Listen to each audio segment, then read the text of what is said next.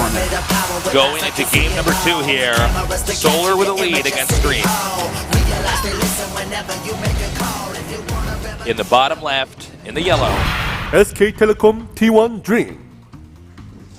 By the way, once again, I do want to mention, great audience today. Like, really, a good amount of people came down. That's nice. in the upper right, in the red, our Zerg player. Samsung Galaxy Can Solar.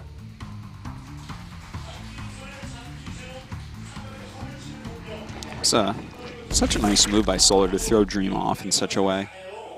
Yeah, I love it. Yeah, because there was a risk involved there, but again, like Dream, if you've seen him play lately, he's just extremely good at this matchup. So I think that mixing, especially with that being the first build, maybe Dream plays a bit more safe or a bit more cautiously now. Maybe that's going to allow Solar to get into the type of game that he wants for a longer game, and it's just a great way to open a series if it results in a victory. One thing we can say about this series is we won't see the Nidus Worm trick used again with these two. Agreed. That's something you pull out once in a best of 3 to punish your opponent for not being on top of everything. And then you just don't do it again because the odds of it working the second time are way low. Well, we'll see how this game goes. I wonder if Dream will try for a mech build here. Definitely a map you can go for mech on. Welcome. Welcome, guys. Thank you so much for coming down. Oh, they're trying to make the heart quick. There's Come so much time. Come on, get with it. There's so much time. There we go. Okay. Oh, my God, that was close. That was close. It's too bad that wasn't a sign or you'd have 2 GSL coins. Well, actually, sure it was a sign of sorts. That's true. I'm sure we can get the GSL coins arranged. I'm not going to promise such a thing. If I was a GSL coin keeper, I'd be like, where's the actual sign? No, I don't see it. Well, what I'm also wondering in this game is, will Dream mech? Yes, indeed. We'll see. I mean, I think it's a fine map for it, but I'm kind of also very interested if Solar tries something cheeky here again. He's going to scout and kind of figure out that this is going to be multiple Reapers. And that's going to give him a good idea of what the follow-up's going to be. Wouldn't be surprised if it's pretty darn close to the same follow-up we saw before. Like up to the point where it adds into mech. This is one of the drier moments here in this matchup. This has just gotten whittled down to a perfect game for both sides every single time. Yeah, I guess if this was your first time watching StarCraft II, we could be like, oh my God, he's attacking so early with this Reaper. Look at this micro. Oh my God. But, this is the middle of the night for you probably, unless you're in Australia. So that means that you're pretty hardcore, so we're not going to bother with that.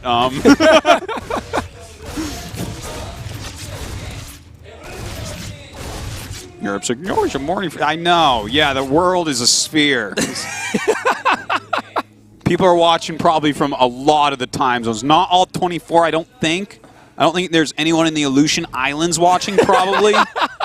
But, most of the time zones. Well, the Reapers are just coming forward a little bit further. Oh, he actually could get that queen. Okay. No, he couldn't. Barely gets away. And, again, the game continues to normalize. You might kill something other than a Zergling with Reapers? Yeah, okay. Okay.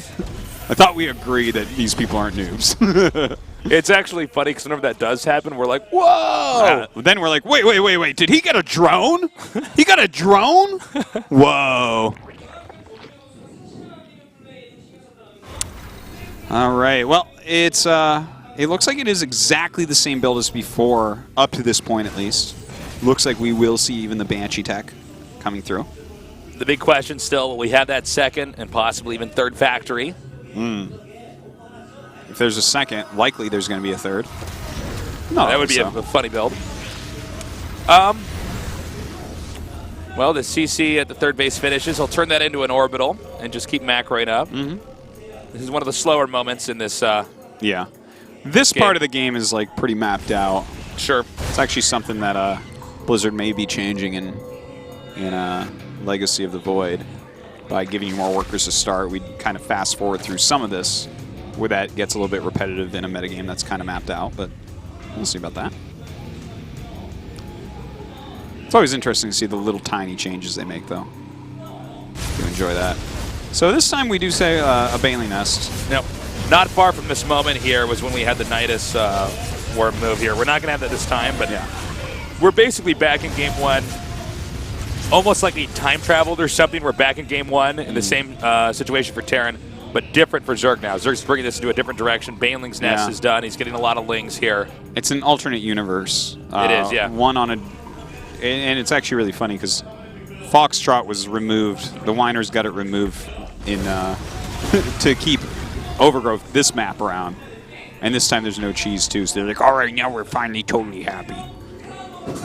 Thank you, Whiners. Yes. If we just complain enough, we can finally move on to a new thing to complain about. Nice job so far here by Dream. His control's been spot on. He hasn't lost anything. Here comes the Banshee. Everything for both parties on the ground pretty bruised here. That's quite a few Hellions there, but as you said, they are quite bruised, so I don't think there's too much that they can do. Just a good-sized chunk of Lings, and those Queens should be able to clear up anything. Still, that's not going to stop Dream from running around seeing what he can get done. As we saw there, he hasn't actually lost anything yet, which is quite nice. He's going to come up here now, hitting these Queens. So far, Hellia's being taken out. Still no deaths here on the Queens. Got to get that weaker Queen in the back. That's the one that has the energy right now. Yeah, that's always the one that you want to try to kill if that's at all possible to stop those transfusions. Overseer? And he is going mech, by the way. No, I mean, the layer is just about to finish, so Yeah. should see one morph more. immediately. It's going to be top priority. He's like, no, I'm going to get Infestation Pit Inspire before I do that. It's funny He's like, because you're that's an what he idiot. did. He's going to run out of energy anyways. Okay, so the second game in a row now, Dream going to go mech. Now, in the last game, Solar prevented the mech from ever coming into fruition. Yeah. So this game's different. Dream will actually be able to exhibit his skill with mech. So let's see how Solar handles that now. He actually died like right about now. Is when everything came out. Wait. Now. Yeah. Yeah, right about that. Like right before the facts. But he's getting the facts. He has a third base. Hasn't really taken any damage. Hasn't done too much. Like, he's killed some Lings and one drone. So, like, Solar should be completely content with how he's defended this so far. And this is going to be fun, man. Mech game here. I wonder which style of mech he's going to play. Is he going to try to hit a timing attack at 150 to 180 supply, or are we going to see like the ultimate turtle mech, where eventually Ravens are even incorporated in? We do have Stormhouse on the way. Spire is just now finishing up. Here the Hellions turn into Hellbats to poke it a little bit further. And I think it's wise here for Dream to actually back up. I don't think he would have had any success here. Yeah, you don't want to just needlessly lose these units because that's, like, let's say he lost a clutch of like 10 Hellions/Hellbats, then any timing push that he had planned is screwed. It's never going to work. So he's got to be careful about that. Trying to trade into this Queen, doesn't quite get it. Some good defense there by Solar, solid micro. And a few mutas are out, which I always love to see. It's a great way to, if you go into just even a few mutas, it kind of messes with mech, makes them make some extra turrets. Maybe you get them to make some extra Thors and stuff. But it just makes them a little bit more uncomfortable. He's going to trap this on the way back over here. This is really nicely done. Wow, I'm surprised. What is he doing? Yeah, I'm surprised with the Banelings marching. Was totally unnecessary. He could have done that with just Lings and mutas. Yeah. Did he lose 4 Banelings back there? 4 or 5 maybe even. So. Huh. Yeah. Well, I mean, I guess he got rid of the Hellions. Good for him. Yeah, I guess it's not like the most meaningful thing. It's not a game where we're going to have a bunch of Marines coming up here, and he could have used those Banelings to kill him. But still, yeah, just a little. He might have just been doing some weird other stuff and was like a little tiny bit sloppy. It's all good. Oh, we do have quite a few Thors out here. Blue Flame just about finished. Lots of turrets going up. Turret Transformers 5 over here.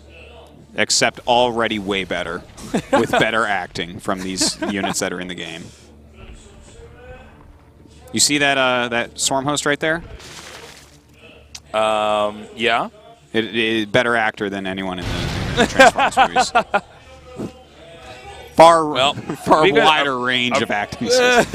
We got a pretty strong push for Yeah. the Hellbats to be able to engage the tank and engage these Locusts pretty easily. Really this nice. is a really cute timing. Yeah, and that was a really nice usage of that tall grass there. He backed up into it and let the Banshees do some additional damage. That was cool.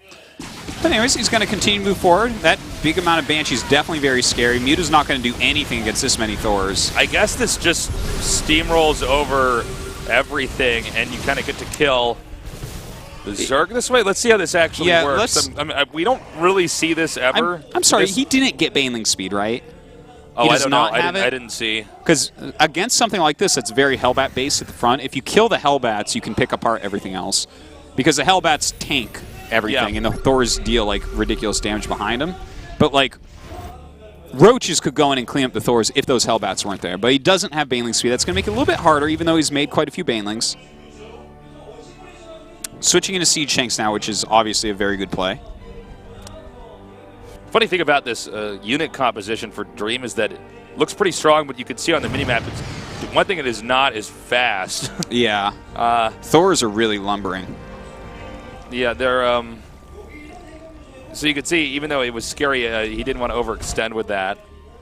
Looks like he's going to poke in here with these Hellions, just see if he can't get a few drone kills. And it looks like it might be... Well, I think he just runs away with these and nothing changes, really. Yeah, it's whatevs. It's whatevs, yo. You know, in a game like this, the way this game is looking, a few drone kills or a few Hellions lost, actually, you're never going to attribute the loss to that. No, even when they pile up, like you might kill 100 drones and Zerg still wins. It's almost like that's a small description of something that happened in the game and not a factor in winning or losing. It's like, yeah, when I was 13, I skinned my knee, but that has nothing to do with being a StarCraft commentator. Oh! He didn't get that tank, though. But also that doesn't really matter either. It's not that big a deal. Look at his bank. He's actually okay. Oh, this could be sick. Ooh. Okay, he doesn't nice. lift. It's actually unfortunate he attacked with the Lings first. I think if he just hit with the Banelings first, he might have actually gotten a detonation on there. And there's something, our first really impactful moment of this game was he got those SCVs down there. Yeah, that was nice. Right now, Solar is taking his 5th base, which is pretty important. Getting the Greater Spire as well. And that's actually kind of cool that he's getting the Greater Spire because we don't actually have a Viking squad yet. Sometimes, like, there's all sorts of different mech compositions. Everyone has their own flair and their own take on it. Sometimes you see mech comps that get a lot of Vikings early. Sometimes they don't add them till much, much later. And that looks to be one of these games. This one does, rather. Well, here's that Death Ball. The problem for mech is that you want to be careful not to be counterattacked. You can see he's sort of testing the waters here by being out this far. And that's also why you see mech players turtle up like so heavily. Yeah, they want to be pretty foolproof against this. Yeah. Like, for instance, if Solar used all of his supply in Ro16, that could do something here, but he'd have an idea and then he'd come back and clean up, and then you lost a huge army. But instead, Zerg will normally do more small counterattacks like this, which are cleaned up by just a few mech units a little bit easier. But well, we have overall, it's some damage. Solar with the Broodlords here, this is going to be really tough for Dream to deal with. Thors can kill Broods. Sure. But, yeah, it's definitely annoying. Like, he really wishes he had some Vikings here. Yeah, for sure. Or he will. He has no idea about the Broods. The problem is Thors, they can kill Broodlords, but if you get enough Broodlings around them, Thors they die so fast. Absolutely. The fact that the Thor physically takes up so much space means you can get more Broodlings around it. And remember, they actually made the Thors a lot smaller than when the game came out. Remember, they used to be much bigger than that. Yeah. That's crazy to think. Oh, it was a nice... He's actually doing nice counterattacks. I know we said, like, overall, a lot of these little counterattacks aren't too meaningful. Well, making a command center lift is a different story. Yeah, when you have that many in a row, it's like, oh, okay, Solar's getting some good harassment in. Surprise! Yeah, this is super annoying. And as you can see here, if they can just get around the Thors, it's really frustrating as Terran. And he's going to siege up here, and this is really where we're getting to a climactic moment here in this game. He's almost got a... Well, he's utilizing these Banshees to actually take out Locusts and whatnot and Broodlings. Well, he's trying to target these down, but this is so efficient for Solar. Look at this. Oh my god, he's dealing so much damage to this army right now. This is the free units versus the units Terran spent the entire game making. GG. Wow. 2-0 win. Good. Not even close, really. It was well played. It was. Both games. Two very different wins, actually. One was Solar being incredibly sneaky, really using deception to his strength, and then the next game was just outplaying Dream and macro game, almost making Dream look like he didn't understand the game, even though Dream is actually an incredibly good player. There is a common thread here, though, and that is the fact that both games, Dream had no idea what was coming. He didn't even scout the spires. Like, he probably knew there was a spire, but he had no idea Greater Spire was up, and thus that many Broodlords. If you don't know your opponent has 10 Broodlords, it doesn't even matter what match it is, you lose. It's just too late. Yeah. It's not like you shift some gears and stop that. You have to know ahead of time when you're going to do that. Yeah. Artosis, show him. Collectible Sue cards from the finals of the last year. You can get these. They are awesome. One of them even has Zest on it. So trade your GSL coins if you like. Yeah, that's a cool new thing that we're doing here. Yeah. That you can get some of these, because we have a bunch left over. If you're in our studio, definitely go to the front desk and get some of these. They're very. You have to have GSL coins. You do. So if you don't have a GSL coin, make it cheerful, get on camera. That gives you 2, but if you came, you get 1 already. So don't worry. You can get one of these cards if you're here. No matter what, but you probably And if you're at home, you're like, oh, how do I get them? And you don't. You don't. Get to the studio. Go buy a plane What are ticket. you doing with your life? We're going to go take a short break. When we come back, we're going to go to the winners match here in Group C.